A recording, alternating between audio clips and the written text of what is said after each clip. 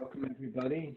It's April 17th, 2020, and we will conclude the Bhagavad Gita this evening, chapter 18, beginning with text 40.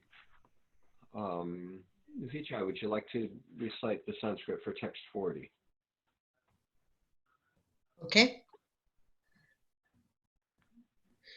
न तदस्ति पृथिव्यां वा दिवि देवेषु वा पुनः सत्वं प्रकृतिजैर्मुक्तं यदेभिः स्यास्त्रिभिर्गुणैः. And you can read the translation. There is no being existing, either here or among the demigods in the higher planetary systems, which is free from these three modes born of material nature. And Matthew, text 41. Brahmanas, Kshatriyas, Vaishyas, and Shudras are distinguished by the qualities born of their own natures in accordance with the material modes, O chastiser of the enemy. 42. Laura? Peacefulness, self-control, austerity, purity, tolerance, honesty, knowledge, wisdom, and religiousness. These are the natural qualities by which the Brahmanas work. Heroism, power, determination, resourcefulness, courage in battle, generosity, and leadership are the natural qualities of work for the Kshatriyas. Farming, cow protection, and business are the natural work for the Vaishyas, and for the Shudras there is labor and service to others.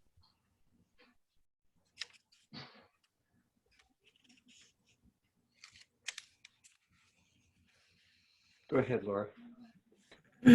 By following his qualities of work, every man can become perfect. Now please hear from me how this can be done.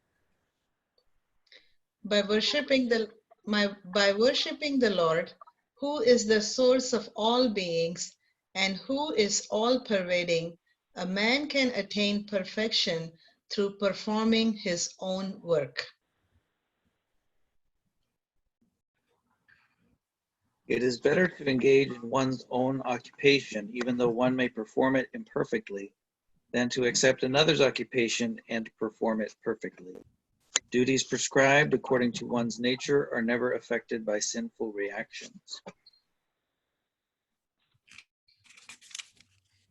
Every endeavor is covered by some fault, just as fire is covered by smoke. Therefore, one should not give up the work born of his nature, O son of Kunti, even if such work is full of fault. Okay, we'll pause here. He just described the four varnas, the four kinds of work: Brahmins, Kshatriyas, Vaishyas, Shudras. He gave the characteristics of them, and he preceded that by saying that these are mostly due to their station in the modes of nature. Those who are sattvic will tend to be Brahmins. Brahmins will tend to be sattvic. Their training is to bring them to that platform.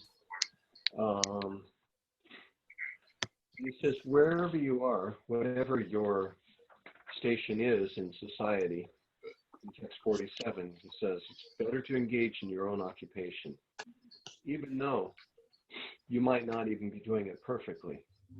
If you accept someone else's occupation, let's see, duties prescribed according to one's nature are never affected by sinful reactions. That's a very strong statement. Of course, in America, we don't have people prescribing our duties. It's like, just do whatever you want. So any ideas how this may relate to us? Anybody have an idea? Go ahead, Vijay. I think he prefaced it earlier saying that by one's own nature. So it is more like following what is suited the most for you. And it has got to do with, if you have an inclination to teach, then you teach.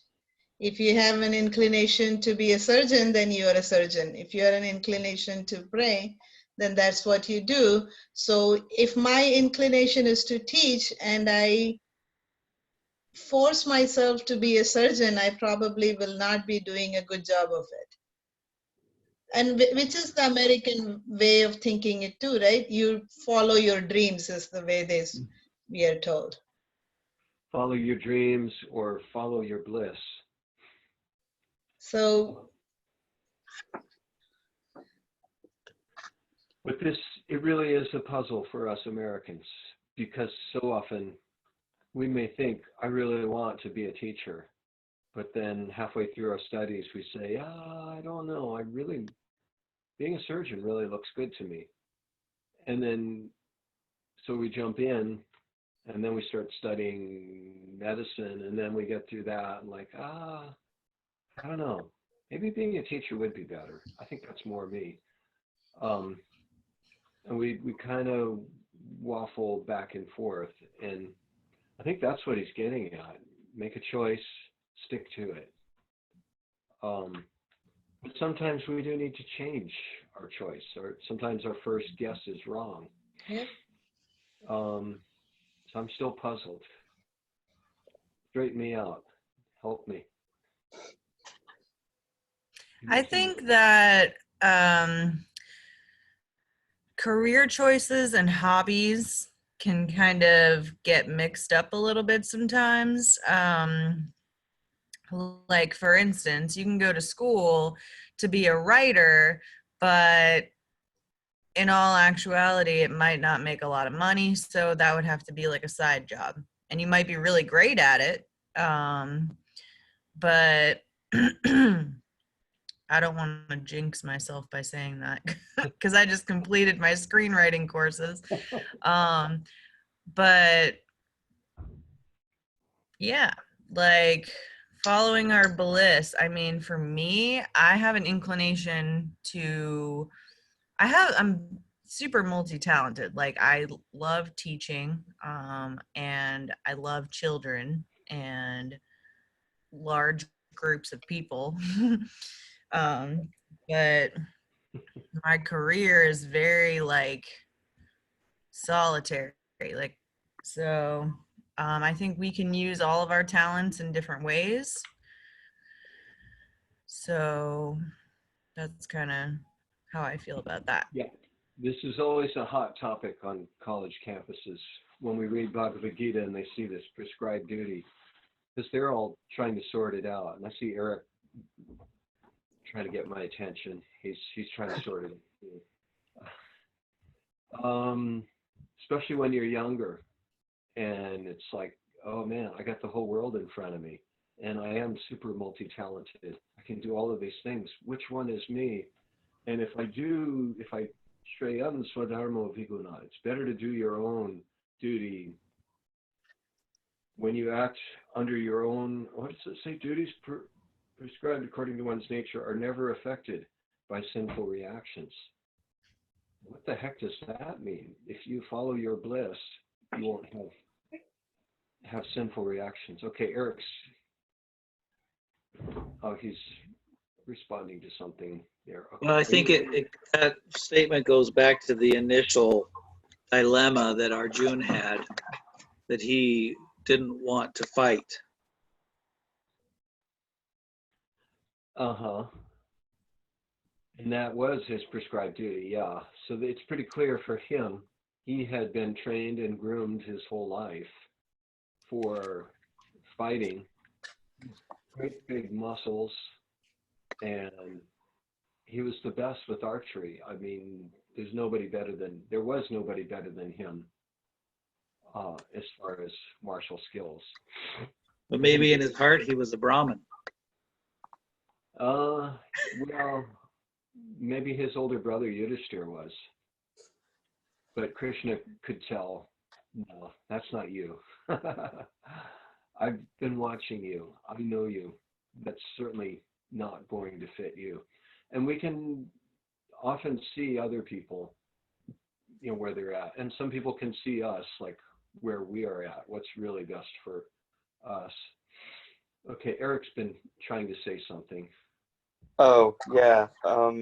I guess what I kind of got out of that last sentence about like duties prescribed according to one's nature are never affected by sinful reactions, like I guess in the sense that if one is acting according to their, their swadharma, their, their nature, like their natural like inclination of what they, like the nature that they were born with in this life, that, ultimately that they, like they're fulfilling their purpose that Krishna gave them to fulfill within this lifetime, then at least as far as like material activities are concerned, they're doing the right thing. And yeah, I guess that's sort of what I got out of it. Uh-huh. Oh, it's a hard thing choosing our profession. It's a difficult choice. And once we do it, then we just go with it. We roll with it. And then 30 years down the road, you look back and say, yeah, okay, I held it down. Vijay? I was going to make a point that profession and duty are two different things here. The profession is something that you do mostly to earn a living, right? And when your inclination and the profession matches, then it is a beautiful thing. And I think this is more alluding to the fact that if your inclination and profession are not matching, then you are miserable. Uh-huh. Definitely. But boy, how many jobs are there for Brahmins? And yeah, the jobs nowadays don't really match. Okay, I think there are a couple more folks wanted to say something. Did I see? Yeah, go ahead. Laura and then Eric. What Vijay was just saying, that's kind of what I was getting at with what I shared earlier. So if you have an inclination, like a very strong one, and you can incorporate that into your life, I think that, like for Krishna, I think that would bring fulfillment. But if you're out of alignment with that, or like it seems unattainable or something, then that causes misery and suffering as well. But I feel like sometimes it can be like an attachment kind of thing. Like, if somebody is inclined to constantly want to be having fun or being like with people or something, like that's not really a plausible thing. But if that's your nature, if that's your inclination, then I think, I don't know, like using that for Krishna in some way will cause happiness. I don't really know where I'm going with this. You're trying though. Okay, Eric's gonna help us sort this out. So I once remember hearing from a speech from Hridyananda Goswami Maharaj when he talked about this topic, and I think when he kind of defined swadharma as being like basically like that sort of activity or type of activities that one cannot function well without doing. Like it's something that, you feel like you have to do every day pretty much, or more or less. And not only that, but obviously there's practical considerations, as people already mentioned, about like, well, obviously it has to be one dovetailed in a way that it can earn a living for the person, materially speaking, but also potentially be dovetailed in a way to be of service to Krishna. So I guess like yeah, if all those three things are there, then I think that's what I've heard seems to be like the formula for. Yeah, if someone is totally in love with horses You just have to be with horses and riding horses and grooming horses. That would be a great big luxury to do on the side. You would have to be pretty wealthy if you were doing that and that wasn't what was paying your bills. And then, so you might get a job taking care of somebody else's horses, and you would get that desire fulfilled, but not much money in that. And how are you going to make that as service to Krishna? So if you have this, you're following your bliss, but you still got to pay your bills. You still got responsibilities. So there's always this tension. I have responsibilities. I've got to make a certain amount. And then, as Laura said, I got this job, but I really like being around people, and this job takes me away from people. And so that's what brings us to text 48, and we're gonna read this. And I think this discussion will help us get more out of this. I think Laura read text 48, so read it again, and then we'll go into this purport. Okay. What? Go ahead. Every endeavor is covered by some fault, just as fire is covered by smoke. Therefore, one should not give up the work born of his nature, O son of Kunti, even if such work is full of fault. Okay. Boy, after all that discussion, when I read that, the work born of your nature, but then, yeah, balancing it out with our responsibilities. And well, let's just go ahead, Eric. Let's start the purport. Let's see where this goes. In conditioned life, all work is contaminated by the material modes of nature. Even if one is a Brahmana, he has to perform sacrifices in which animal killing is necessary. Vijay? Similarly, a Kshatriya, however pious he may be, has to fight enemies. He cannot avoid it. Matthew? Similarly, a merchant, however pious he may be, must sometimes hide his profit to stay in business, or he may sometimes have to do business on the black market. These things are necessary. One cannot avoid them. Laura? Similarly, even though a man is a Sudra serving a bad master, he has to carry out the order of the master, even though it shouldn't be done. Despite these flaws, one should continue to carry out his prescribed duties, for they are born out of his own nature. A very nice example is given herein. Although fire is pure, still there is smoke. Yet smoke does not make the fire impure. Even though there is smoke in the fire, fire is still considered to be the purest of all elements. If one prefers to give up the work of a Kshatriya and take up the occupation of a Brahmin, he is not assured that in the occupation of a Brahmin there are no unpleasant duties. One may then conclude that in the material world, no one can be completely free from the contamination of material nature.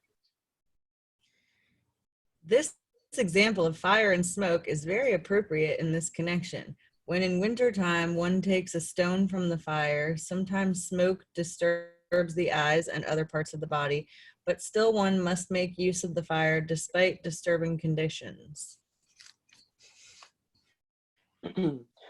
Similarly, one should not give up his natural occupation because there are some disturbing elements.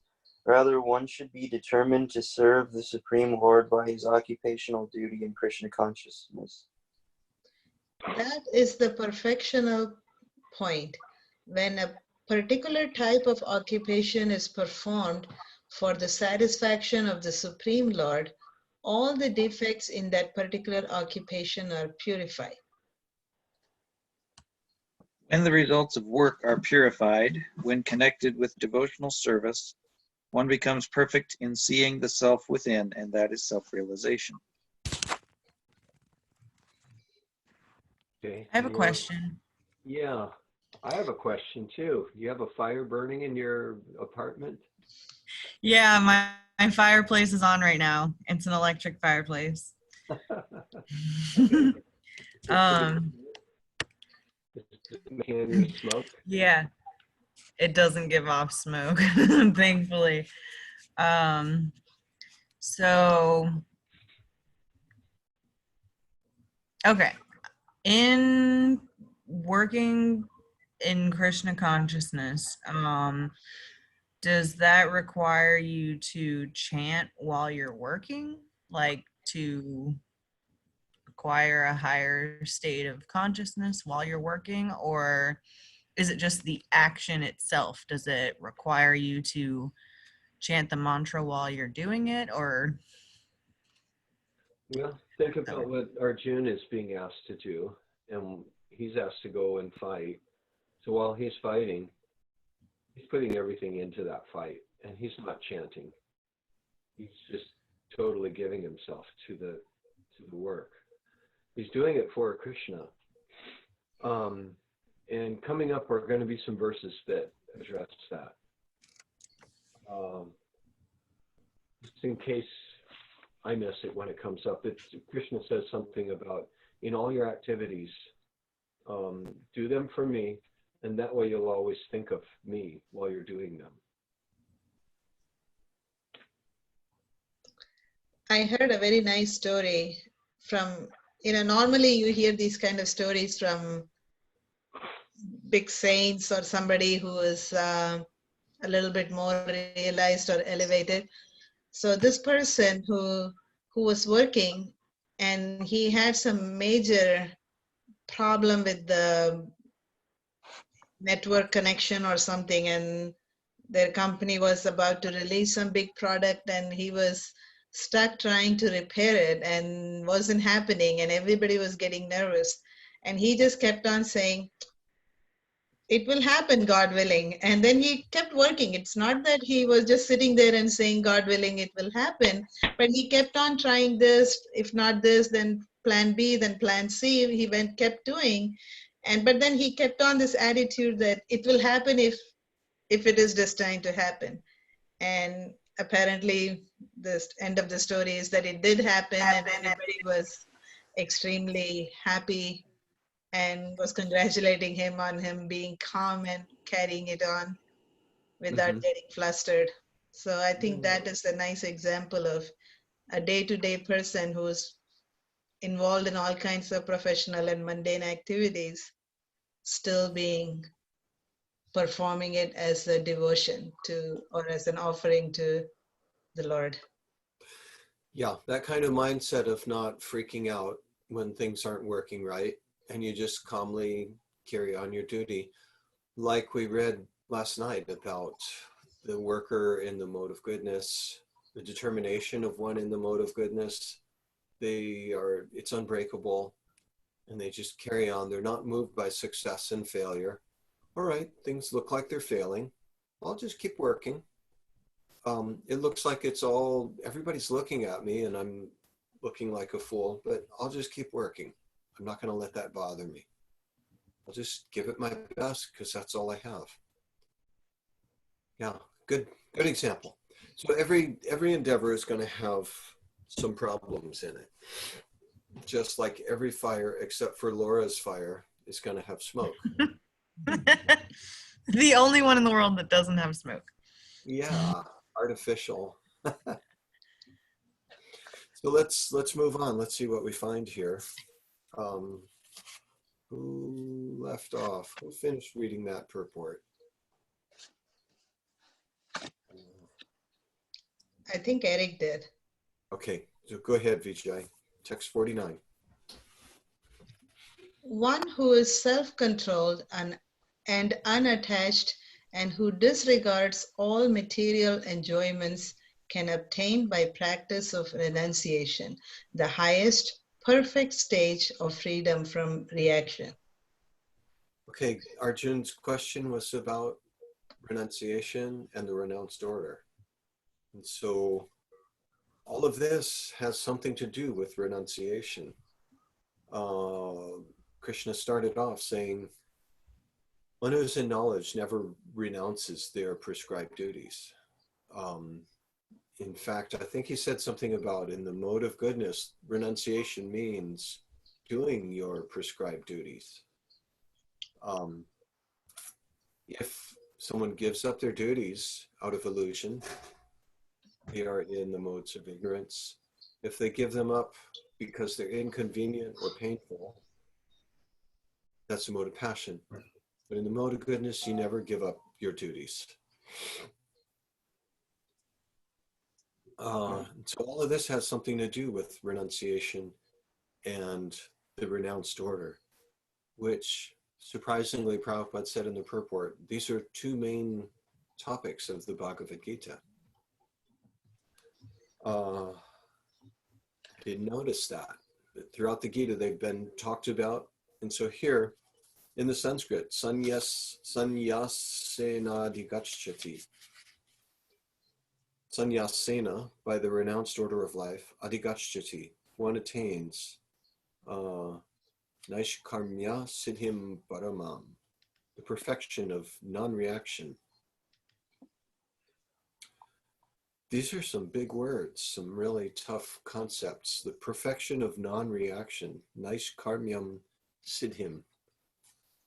That would take a month of discussion to really open up what that means. The perfection of non-reaction. We don't have any chemists in here, otherwise we could talk about reactions and how they work, and then how something could be, working on making something that's non-reactive. Yes, Laura. Well, my dad's a chemist. You guys really need to talk. That would be awesome. What was my question? So what are we without our prescribed duties? Americans. We got freedom. So what if we are what if we don't have anybody to serve? Like our current status is we're in quarantine. Like, what if we don't have anybody to serve? I was thinking about this today. Like, I was cleaning my house and I was kind of thinking of it as devotional service. Cleanliness is next to godliness, kind of thing. But if you don't have people to serve or take care of besides yourself, then is that really devotional service? I'll let the panel of experts address that. Let's see what they come. Eric is ready. Go ahead, Eric. Well, there's many ways that one can engage in devotional service, even within like the utilization of one's swadharma, or like their like naturally like prescribed activities. Like there's still, I've heard sannyasis refer to, even chanting the holy name is considered seva, doing deity worship on a home altar, or cooking prasadam and offering it to Krishna, or doing bhajan for the deity. There's I guess a lot of things that I guess like, at least like personally, since I kind of out of a job at this point and I'm stuck at home, that's really, the main center of I guess what we can and should be doing then, because that's kind of a direct means of, practicing devotional service, even like transcendental to our swadharma. Mm-hmm. So carrying out the practices of sadhana bhakti, such as chanting and worshiping the deity. Yeah, so that you can certainly do that alone. In fact, some devotees do intentionally just cut themselves off from society so they can focus on that. And there is something to being alone, just with your prayers, with your own thoughts. That in itself can be a practice. We read about a sannyasi, that was in the beginning of chapter 16, about fearlessness, one of the spiritual qualities. And it said that this is a quality of a sannyasi. A sannyasi has to be completely fearless in all circumstances and always feel that Krishna is with me. I'm never alone.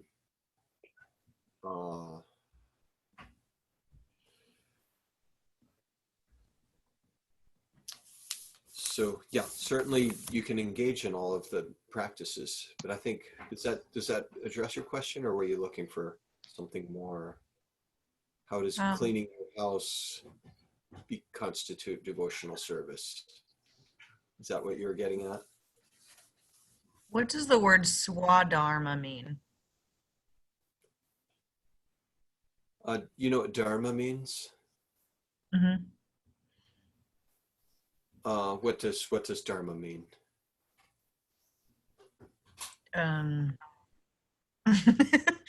Okay, your definition might be different than mine, but I think it's like your kind of like a life purpose and something that you find your bliss in, like a prescribed duty. Find your bliss. Yeah, I brought that term in, and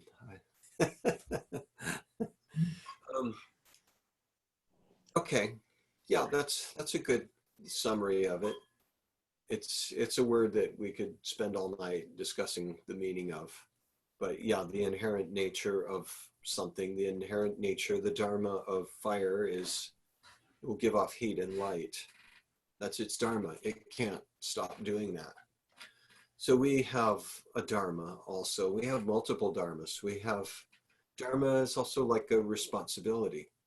If you have children, you have responsibility to your children, and then spouse, other family members, your parents, your boss, and yourself. And we talked about how, okay, I really, really, really like to do this kind of work, but it doesn't make any money. So now I have this boss, and so I'm committed to this one. So all of these different dharmas they're always conflicting. Your child may get sick, so you have to tell your boss, I can't show up at work today. My child is seriously ill. I have to take her to the hospital. It's really serious. And your boss will say, yeah, go ahead, do that. They understand. All of these different responsibilities we have, they're all in conflict with each other, and our whole life is spent juggling all of them. And then I make a promise to myself, I'm going to wake up early and I'm going to spend 3 hours just in prayer because I really want to do that. I really need to do that. But then your boss calls up and says, it's an emergency. We need you at work. And I'm like, well, I made a promise to myself. That may or may not fly depending on your boss. Your boss may say, oh, okay, I'll get someone else. I didn't know you made that promise. So you can't satisfy all 6 of those dharmas. Your swadharma is, swa means yourself, your own.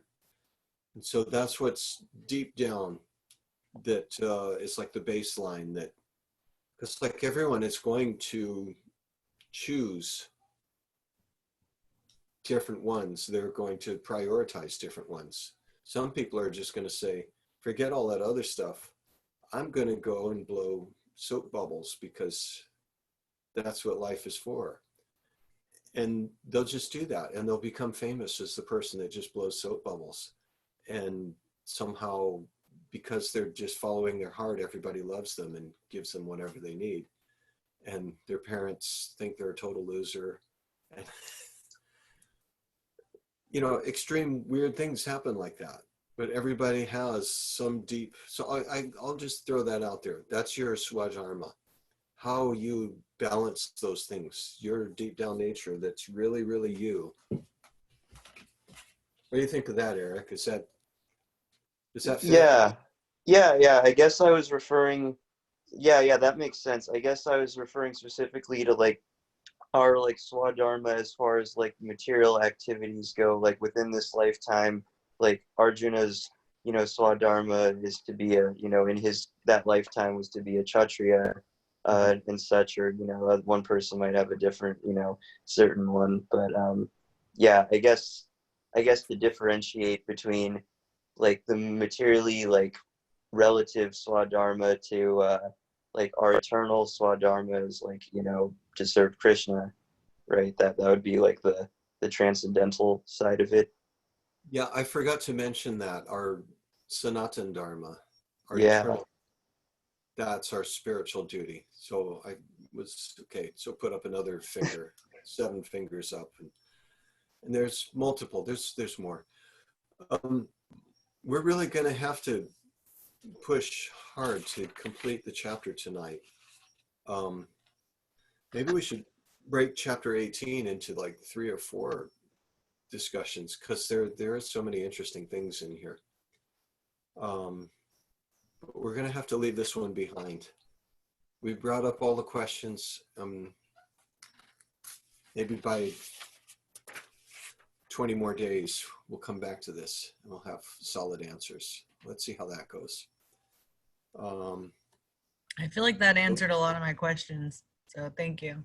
Okay, yeah, thanks. I had fun bringing it out. It always comes out different every time. It's my swadharma. The nature of spontaneity. Text 50. Somebody read text 50.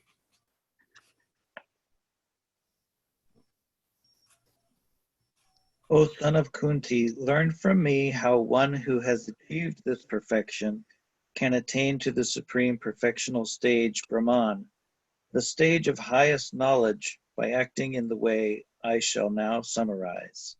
Okay, now this is really cool. He's bringing up some really high stuff. And he's not saying it's only Brahmins that can go there. He just talked about the whole social structure. This is available for everyone. Okay, go ahead, Laura. 51 to 53. Being purified by his intelligence and controlling the mind with determination, giving up the objects of sense gratification, being freed from attachment and hatred, one who lives in a secluded place, who eats little, who controls his body, mind, and power of speech, who is always in trance and is detached, free from false ego, false strength, false pride, lust, anger, and acceptance of material things, who is free from false proprietorship, and who is peaceful. Such a person is certainly elevated to the position of self-realization. Kind of like what you're going through now in our quarantine phase. Living in a secluded place. Well, some of us are. All right, next verse. Famous one.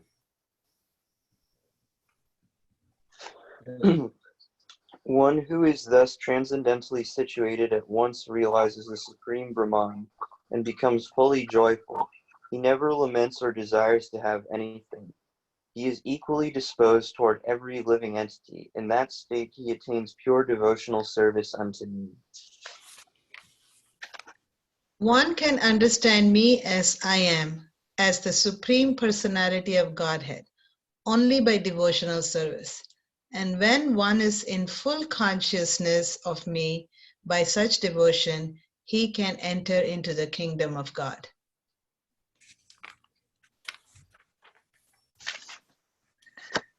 Though engaged in all kinds of activities, my pure devotee, under my protection, reaches the eternal and imperishable abode by my grace.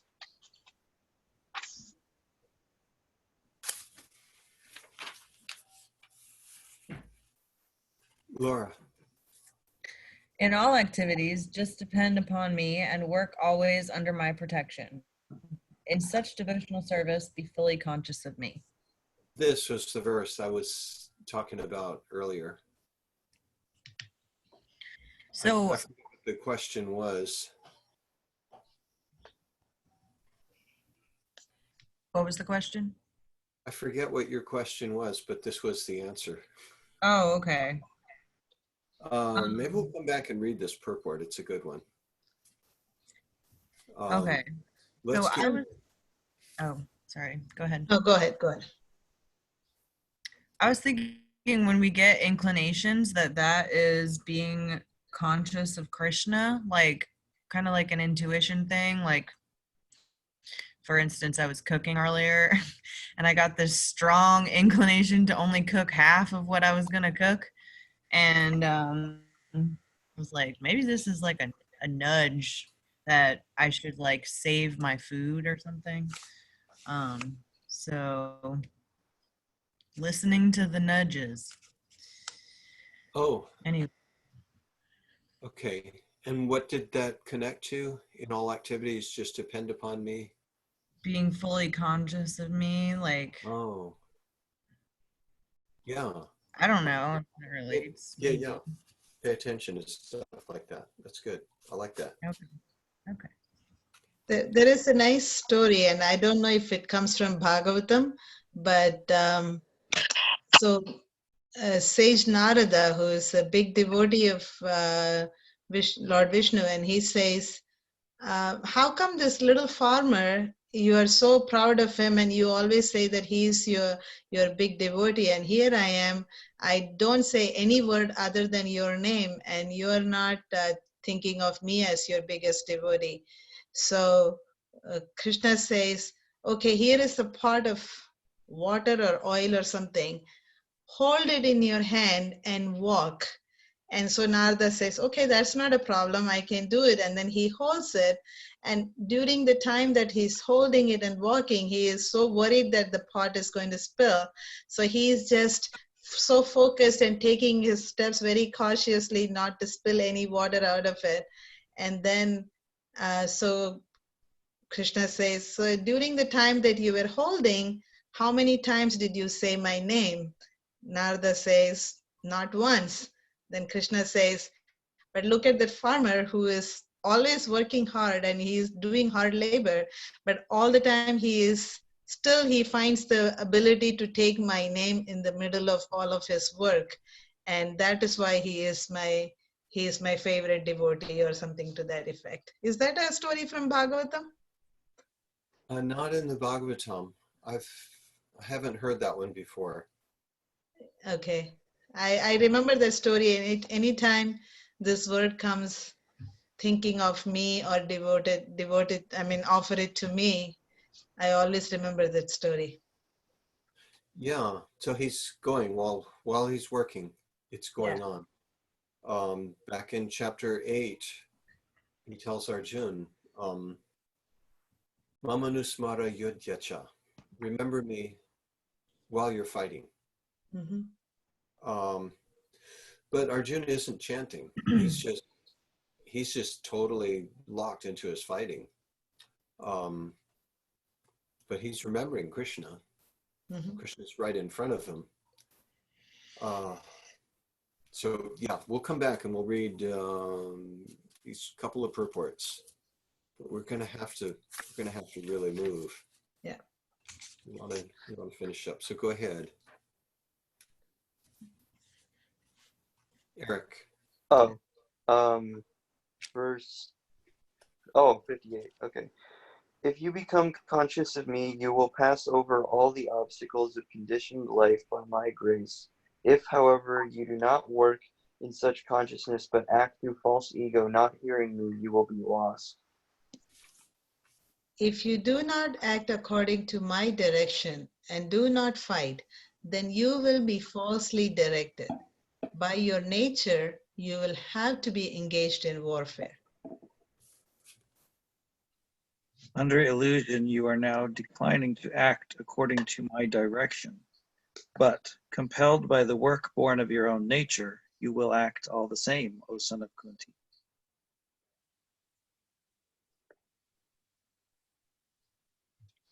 Your turn, Laura. I think Daniel just joined, right? Yeah, but he's. Hey guys. Hey. Yeah. You want to read with us? Yeah. What page? Where are we at? We're on 60 of 18. Chapter 18, and let's see. We just read text 60. Oh, 61, sorry. So now 61, and you will be after Eric. You said 618. What page? Chapter 18, Okay. text 61. Oh, okay. Let's see. Who just read 60? Okay. So, Laura, go ahead. You read 61. Okay. The Supreme Lord is situated in everyone's heart, O Arjuna, and is directing the wanderings of all living entities who are seated as on a machine made of the material energy. O scion of Varsa, surrender unto him utterly. By his grace you will attain transcendental peace and the supreme and eternal abode. And Scott, are you ready to read 63, chapter 18? Daniel? Who? Neil? Oh, he just froze. Everybody froze. Yes, I froze. No, you just said Scott, so we were all kind of puzzled. Did I? Who is Scott? Oh, I guess I looked at his last name. Zodi. Oh, yeah. Yeah. Thus I have explained to you knowledge still more confidential. Deliberate on this fully, and then do what you wish to do. This is a nice one. He's not commanding him to do anything. He's like, okay, I've explained everything. Now do whatever you want. And what's coming up, some have said, this is just like when your parents are letting you go out into the world. And they say, well, you're grown up now. You could just go off and do whatever you want. But then they pull you close and they say, but really, let me just tell you one more thing. I've told you everything. Now do what you want. So that's what he's saying here. But now look what's coming up. Okay, go ahead, Vijay. Because you are my very dear friend, I'm speaking to you my supreme instruction, the most confidential knowledge of all. Hear this from me, for it is for your benefit. Always think of me, become my devotee, worship me, and offer your homage unto me. Thus you will come to me without fail. I promise you this because you are my very dear friend. Abandon all varieties of religion and just surrender unto me. I shall deliver you from all sinful reactions. Do not fear. This confidential knowledge may never be explained to those who are not austere or devoted or engaged in devotional service, nor to one who is envious of me. For one who explains this supreme secret to the devotees, pure devotional service is guaranteed. And at the end, he will come back to me. Did I take somebody else's turn? But I think I Daniel, did. Eric, we skipped Eric this time. Yeah. Daniel, your microphone is kind of making some noise. So Okay, yeah, I'll read it when I don't speak. You have to mute and unmute. So Vijay read, go ahead. Let's just go back around and we'll let Eric read 2 verses this time. Okay. Are we on 68? I just read 68. Okay, 69. There is no servant in this world there is no servant in this world more dear to me than he, nor will there ever be one more dear. My turn? Yeah. And I declare that he who studies the sacred conversation of ours worships me by his intelligence. And one who listens with faith and without envy becomes free from sinful reactions and attains to the auspicious planets where the pious dwell. O son of Pritha, O conqueror of wealth, have you heard this with an attentive mind? Are your ignorance and illusions now dispelled? Arjuna said, my dear Krishna, O infallible one, my illusion is now gone. I have regained my memory by your mercy. I am now firm and free from doubt, and am prepared to act according to your instructions. So he's got his memory back. That was something he said way back in chapter 2. I'm losing my memory. So now he's got it back. He's remembered who he is. He's remembered his swadharma, and he's ready to act on it. And the word firm is used, firm and free from doubt.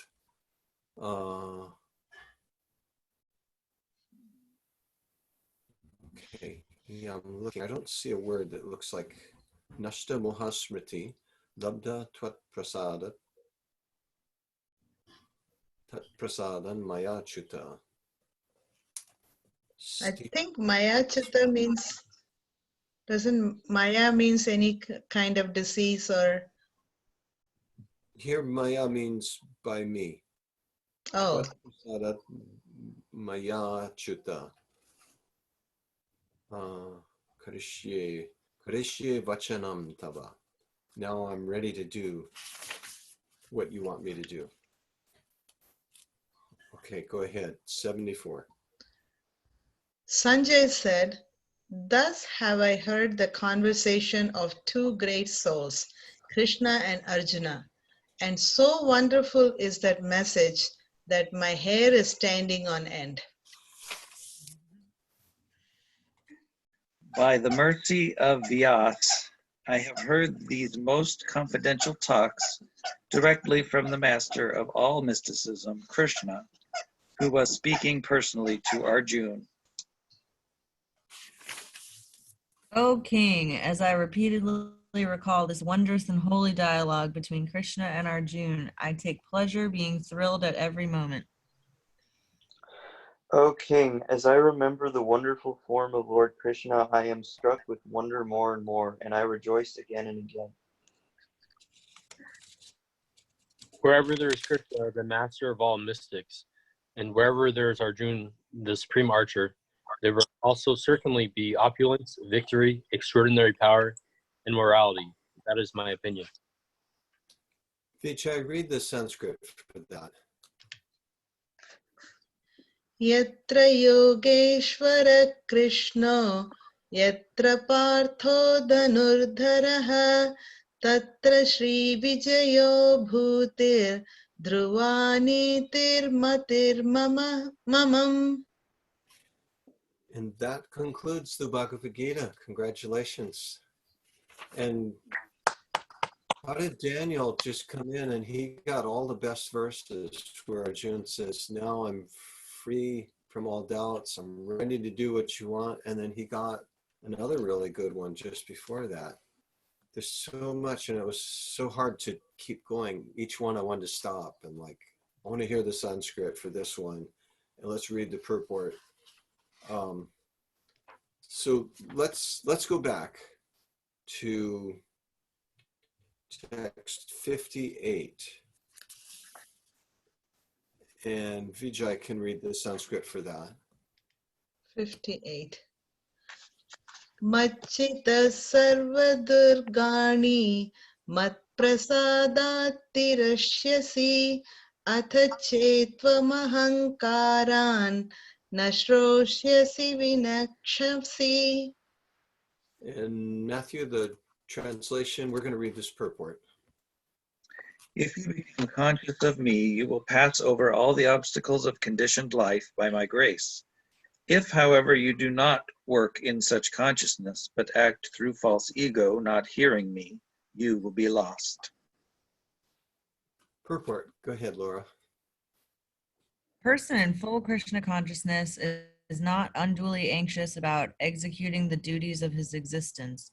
The foolish cannot understand this great freedom from all anxiety. For one who acts in Krishna consciousness, Lord Krishna becomes the most intimate friend. He always looks after his friend's comfort, and he gives himself to his friend, who is so devotedly engaged, working 24 hours a day to please the Lord. Therefore, no one should be carried away by the false ego of the bodily concept of life.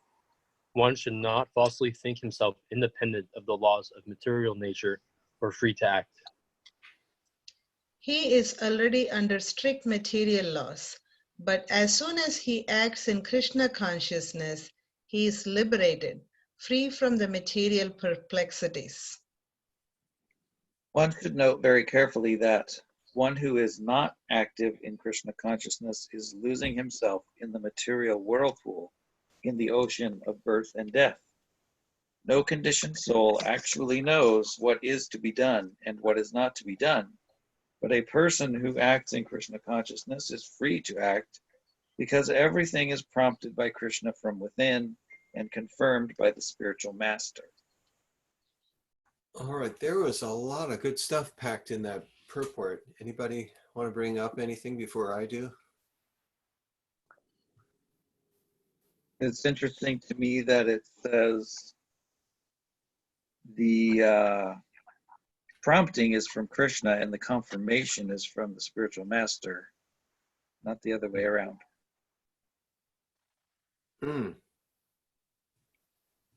Okay, read that sentence again, that last sentence. No conditioned soul actually knows what is to be done and what is not to be done, but a person who acts in Krishna consciousness is free to act because everything is prompted by Krishna from within and confirmed by the spiritual master. And your question about you thought it might be the other way around, prompted by the spiritual master and confirmed by Krishna within. I guess that does happen too, but here he's just opening it up wide that, okay, you're Krishna conscious, you are sincerely trying to serve Krishna with all of your activities, like taking care of your dog and going to work. You're prompted by Krishna to do these things, and then you check in with someone every once in a while. Am I doing this right? Which that seems like a healthy way to go about it. It gives us some flexibility, some creativity, and a chance to do things spontaneously. And that's a good learning experience, a good place for, it's fertile ground for good things to grow, giving that kind of openness. Anything else in the purport? I really liked, let's see, it's the third sentence. For one who acts in Krishna consciousness, Lord Krishna becomes the most intimate friend. He always looks after his friend's comfort, and he gives himself to his friend who is so devotedly engaged, working 24 hours a day to please the Lord. That was nice. That's like comfort food, reading stuff like that. Just makes you feel good. And then the first two sentences that lead up to that. A person in full Krishna consciousness is not unduly anxious about executing the duties of his existence. The foolish cannot understand this great freedom from all anxiety. And people notice that about devotees. Well, some devotees that have achieved that level of freedom from anxiety. Devotees that are in the workforce, and they may not be proclaiming themselves to be devotees, but people notice there's something different about this person. The way she just stays calm in the midst of when things are not calm at all.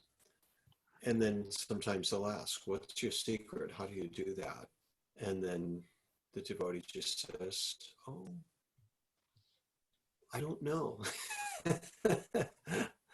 But then sometimes the devotee will actually come out and tell them in a way. And we read those verses later on where Krishna says, I really like people who tell other people about me. So that's the proselytizing verse. Then the next verse, he says, really someone who does that, there's no servant more dear, and there never will be anyone more dear to me than someone who explains this philosophy of Bhagavad Gita to other people. Okay, anything else in there? Anybody want to bring up? Yeah, Laura. There's something. So what you were just saying, my mom and I are pen pals now in email, and she's like, how are you doing with all of this? And I was like, I'm like the lotus flower. I'm at ease in muddy water. Like you're just saying, people who are able to like thrive in chaos, basically. So that made me think of that. Oh, good. Yeah. Then the example of the lotus flower is given in Padma Patram Iva something something. I think that's in either chapter 2 or 3, but as the lotus flower is untouched by water. So the flower of the lotus is kind of waxy, and you put water on there and it just rolls right off. It doesn't get wet. There's so many comparisons to the lotus flower. Lotus flower grows from the mud. How many names are there for lotus flower? Pankaja means it's grown from the mud. So we need some kind of mud. We need some kind of problems in life for our lotus to grow. Look at this Bhagavad Gita. Starts from a problem. And because of that problem, it causes Arjuna to ask these questions and to need these kind of words. The words are spoken, and here we are reading them today, worshiping Krishna with our intelligence. I have a question. Mm-hmm. I feel like this is an ultimate question for the end of the Bhagavad Gita, but so as conditioned souls who are wandering the planet, how do you personally feel like our spiritual self differs from our individual self, like our human nature? How do you, like, I guess our higher self and our just normal self? Like, because do you know what I'm trying to say? I think so. I think so. Maybe I'll let Matthew explain that. Are things pretty calm there now? I think the question that you're asking is, what is the true? This came up early in our class. It was, what is the true self, and how do you define the true self versus the mind, intelligence, false ego, which are not the true self, and how do you differentiate between those two things? Is that what you're asking? I think Not so much differentiate, but like, how can they be merged? How to sort them out, really. Sort Yeah. them out. How to employ the Yes. illusory self in the service of the real self. You like that one, huh? Yes. Okay, Matthew, that's what she's after. How to employ our material tendencies in a spiritual direction. There you go. Yeah.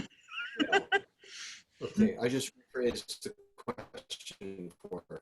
Are you still on this one, Matthew? You want to try that? I don't know that I really understand the question. I mean, if you're just asking how to engage the material self in spiritual activities, is that the question? Yeah, I think that relates to Dharma as well. I guess how to get them all to work together, because otherwise we're kind of like almost like schizophrenic. We have our spiritual side. I want to give everything to Krishna. And then we have this other side. Well, I kind of want to eat marshmallows or something. I want to do something else. Something unrelated. Apparently, you can offer the marshmallows and eat them. Yeah. Offered. Except marshmallows. Actually, that's a bad. Do they have egg whites in them or something? No, worse. They've got gelatin. Gelatin. Yeah, which is gelatin-free marshmallows. Yeah, you could get some vegan marshmallows. Yeah. Eric's had his hand up. I think he's got something to contribute. I just wanted to keep poking you though. It seemed like you're on the verge of something. But go ahead, Eric. Yeah, I mean, I guess to summarize the point about how do we how do we sort of harmonize the fact that, like, I mean, just, answer the question, right? Like, how do we harmonize, like, we recognize, like, theoretically that, at least, that we're Jivatma and, we're not the body and such, but, we're in this environment, material world. So I guess, like, much of what Krishna says throughout the Bhagavad Gita, I guess, ultimately comes down to, like, we dovetail what we're doing, what our material propensities and inclinations and swadharma, we dovetail that in such a way that it is offerable to Krishna, and we offer those actions to Krishna. And in that way, I think, in multiple instances, he kind of uses the language of, like, one becomes situated in Brahman, like one is on the spiritual platform, because now that their activities are dovetailed in that way, everything becomes yagya. It's no longer, or seva. It's no longer karmic or binds one to the material world. Yeah, good point. And while you're saying that, I just thought of, like, the really best example of that. Raghunath, Ray Capel from Shelter, like, he has this totally wild music scene. He's up there screaming in a microphone with amplifiers blasting. It's just totally non-Krishna activity. It's not a peaceful Brahman meditation. He's screaming, and at those shows, people are jumping up on the stage and jumping off the stage onto the crowd, and the crowd's like just pushing them around, and it's a mosh pit. It's a totally wild scene. And from all of that, he became interested in Krishna and he moved into the ashram, and he thought, okay, these two worlds just don't fit. I'm just going to give this up and move into the temple, because I can't do both. This is crazy. There's no way these fit. But while he was in the temple, his band was starting to take off, and the devotees said, no, you stay with the band. You keep doing that. And that's his thing. And now, because of that, he's giving Krishna to all kinds of people that never would have heard of Krishna.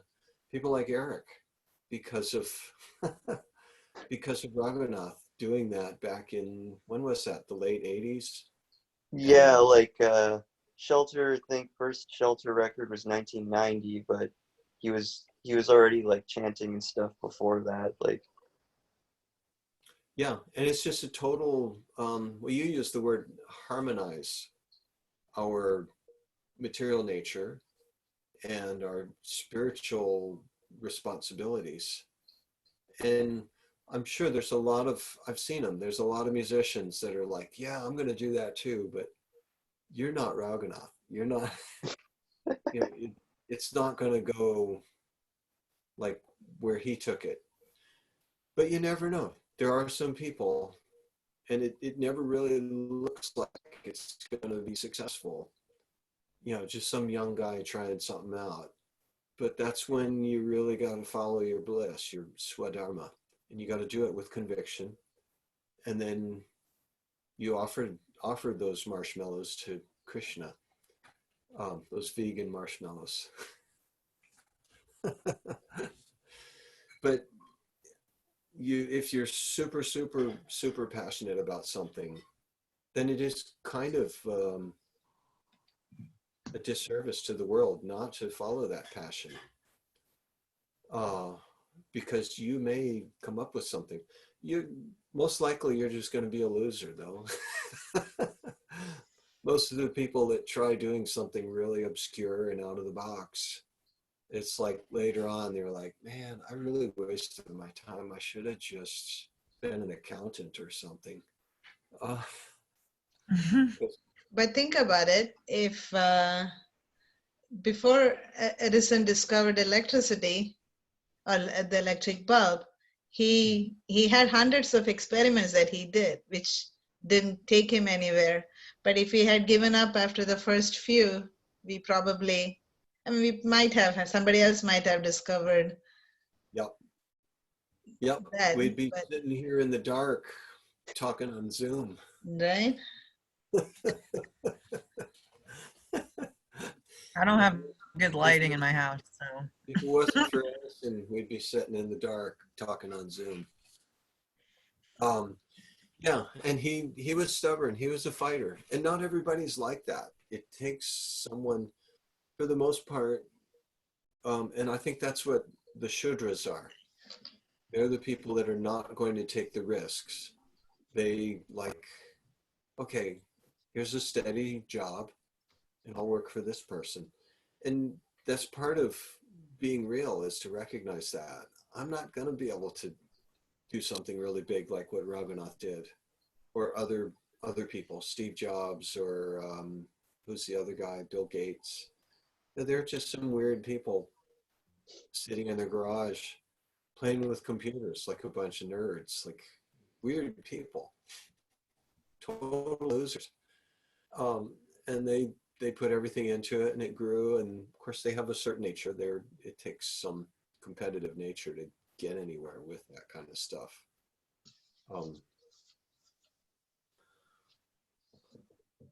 So what do? We don't have Krishna right on our chariot telling us what to do. So that's the puzzle I always throw out after we read the Gita. Arjuna was right there. Krishna was telling him, do this. And I don't want to do it. This looks really bad. Do it. I want you to do it. Here's why. And then Arjuna asks, where do these ideas come from that make me not want to do what you want me to do? And then Krishna explains all of the different things, the modes of nature, and lust, anger, and greed, the illusions that overtake us. That's what the whole Bhagavad Gita is about. Takes it all apart, and then Krishna says, I just want you to do this for me. And that's the conclusion. And Sanjay predicts, wherever there is Arjuna and Krishna, how's the rest of the verse go, Vijay? The Sanskrit. Do you have that one memorized? Almost. Yatra Yogeshwara Krishna, Yatra Partha Dhanurdhara, Tatra Shri Vijayam, Tatra Shri Vijayo Bhutir, Dhruvani Tirmatir Mama. I your had to name cheat. was in there. No, I did cheat towards the end. Dhruvanitir. I mean, that tune is not my common one, so. Yeah, so I threw you off. Yeah. Okay. Maybe should we read that last purport? I was going to suggest that because it seems like there would be a nice concluding. Yeah, it's a long one, but Yes. nice concluding remarks by Prabhupada, so we should. So you started off, Vijay. Matthew's away from his book. With the translation or? Yeah, do the translation. Wherever there is Krishna, the master of all mystics, and wherever there is Arjuna, the supreme archer, there will also certainly be opulence, victory, extraordinary power, and morality. That is my opinion. So the purport, are you ready, Matthew? Or should we go to Laura? Which purport? The last one, 78. The Bhagavad Gita began with an inquiry of Dhritarashtra's. He was hopeful of the victory of his sons, assisted by great warriors like Bhisma, Drona, and Karna. He was hopeful that the victory would be on his side, but after describing the scene on the battlefield, Sanjaya told the king, "You are thinking of victory, but my opinion is that where Krishna and Arjuna are present, there will be all good fortune." He directly confirmed that Dhritarashtra could not expect victory for his side. Victory was certain for the side of Arjuna because Krishna was there. Krishna's acceptance of the post of charioteer for Arjuna was an exhibition of another opulence. Krishna is full of all opulences. and renunciation is one of them. There are many instances of such renunciation, for Krishna is also the master of renunciation. The fight was actually between Duryodhana and Yudhishthira. Arjuna was fighting on behalf of his elder brother, Yudhishthira. Because Krishna and Arjuna were on the side of Yudhishthira, Yudhishthira's victory was certain. The battle was to decide who would rule the world, and Sanjaya predicted that the power would be transferred to Yudhishthira. It is also predicted here that Yudhishthira, after gaining victory in this battle, would flourish more and more because not only was he righteous and pious, but he was also a strict moralist. He never spoke a lie during his life. There are many less intelligent persons who take Bhagavad Gita to be a discussion of topics between two friends on a battlefield. But such a book cannot be scripture.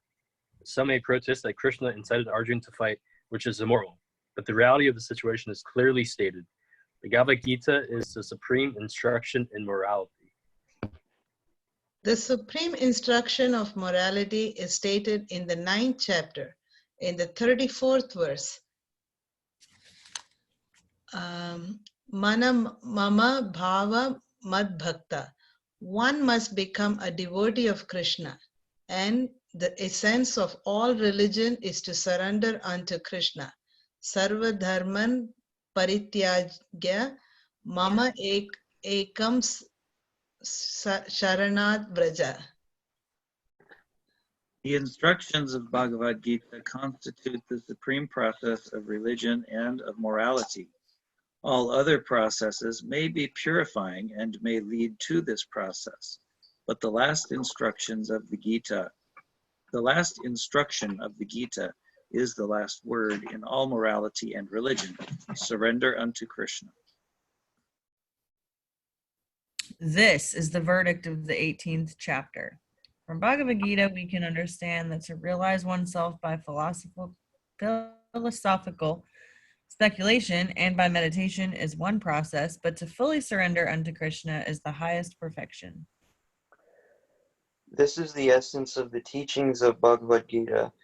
The path of regulative principles according to the orders of social life and according to the different courses of religion may be a confidential path of knowledge. But all of the rituals of religion are confidential. Meditation and cultivation of knowledge are still more confidential. And surrender unto Krishna in devotional service and full Krishna consciousness is the most confidential instruction. That is the essence of 18th chapter. Another feature of Bhagavad Gita is that the actual truth is the Supreme Personality of Godhead, Krishna. The absolute truth is realized in three features: impersonal Brahman, localized Paramatma, and ultimately the Supreme Personality of Godhead, Krishna. Perfect knowledge of the absolute truth means perfect knowledge of Krishna. If one understands Krishna, then all the departments of knowledge are part and parcel of that understanding. Krishna is transcendental, for he is always situated in his eternal internal potency. The living entities are manifested of his energy and are divided into two classes, eternally conditioned and eternally liberated. Such living entities are innumerable, and they are considered fundamental parts of Krishna. Material energy is manifested in 24 divisions. The creation is affected by eternal time and is created and dissolved by external energy. This manifestation of the cosmic world repeatedly becomes visible and invisible. In Bhagavad Gita, 5 principal subject matters have been discussed: the Supreme Personality of Godhead, material nature, the living entities, eternal time, and all kinds of activities. All is dependent on the Supreme Personality of Godhead, Krishna. all conceptions of the absolute truth, impersonal Brahman, localized Paramatma, and any other transcendental conception, exist within the category of understanding the Supreme Personality of Godhead. Although superficially, the Supreme Personality of Godhead, the living entity, material nature, and time appear to be different, nothing is different from the Supreme, but the Supreme is always different from everything. Lord Chaitanya's philosophy is that of inconceivable oneness and difference. This system of philosophy constitutes perfect knowledge of the absolute truth. The living entity in his original position is pure spirit. He is just like an atomic particle of the Supreme Spirit. Thus, Lord Krishna may be compared to the sun and the living entities to sunshine. Because the living entities are the marginal energy of Krishna, they have a tendency to be in contact either with the material energy or with the spiritual energy. In other words, the living entity is situated between the two energies of the Lord, and because he belongs to the superior energy of the Lord, he has a particle of independence. By proper use of that independence, he comes under the direct order of Krishna. Thus, he attains his normal condition in the pleasure-giving potency.